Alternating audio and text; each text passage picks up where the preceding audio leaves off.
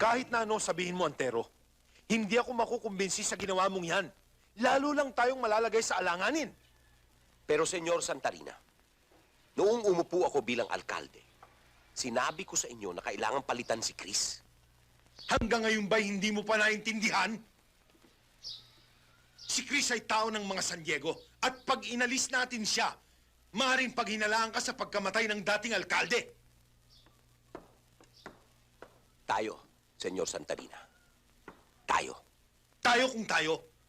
Ang importante ngayon, tagilid ang katayuan mo. Kaya kong pangalagaan ang aking sarili. Ako na ang alkalde ngayon.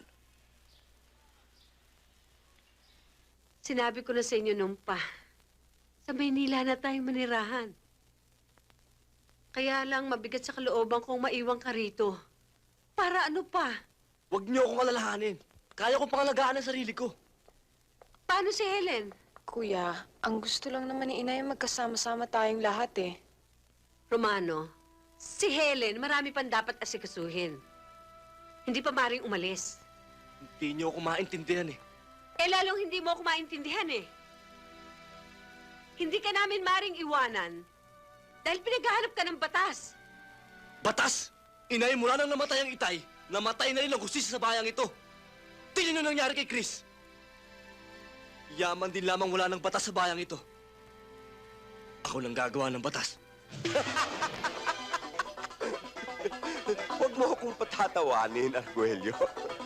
Sayang naman ang pagka-alkalde ko kung hindi ko gagamitin ang posisyon ko. Total, hawak na natin ang pulisya ngayon. Nandoon na ako, Mayor. Hawak mo ba ang taong bayan? Sa pamamagitan ng kwarta ng papa mo at ng puwersa ko, kaya na natin yan. Huwag tayong maniniguro, Mayor. Bakit? Meron pa tayong isang problema. Ano?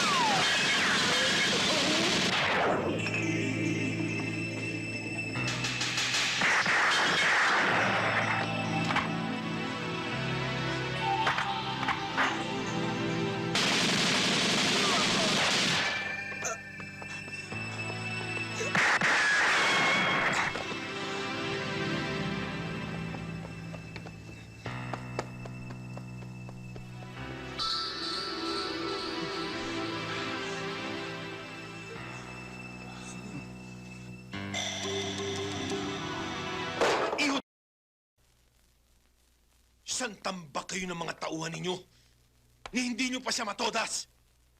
Yan na nga ba sinasabi ko eh. Hanggang ngayon, puro kagigil. Kailan mo gagamitin yung utak mo? Pa, hindi mo naintindihan eh. Anong hindi? Ano pa ba ang prebang kailangan ko para patunayan ang katangahan ninyo? May babalik pa ba ang buhay ni Antero? Pa, hindi na mauulit. Naunahan lang kami kaya nakalamang eh. Pero susunod, tinitiyak ko sa inyo, hindi na siya makakalusot. Dapat! At siguruhin mong mapatay si Romano kung gusto mong mawala ang galit ko sa'yo.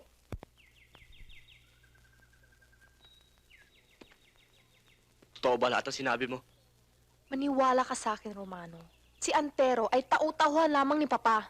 Siyang punot dulo ng lahat na nangyayari dito sa bayan. Malupit si Papa. Mautak, sanay nang gumamit ng dahas.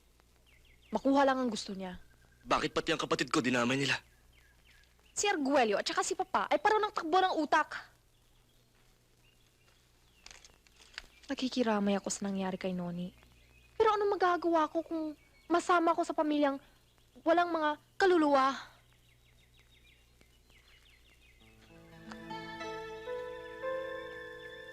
Bakit mo sinasabi sa akin to?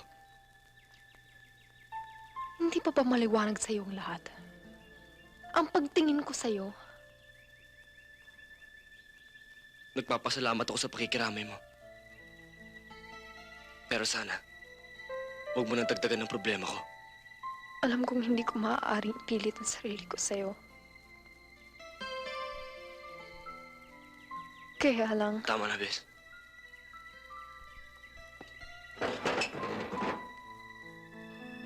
Salamat sa mga dala mo.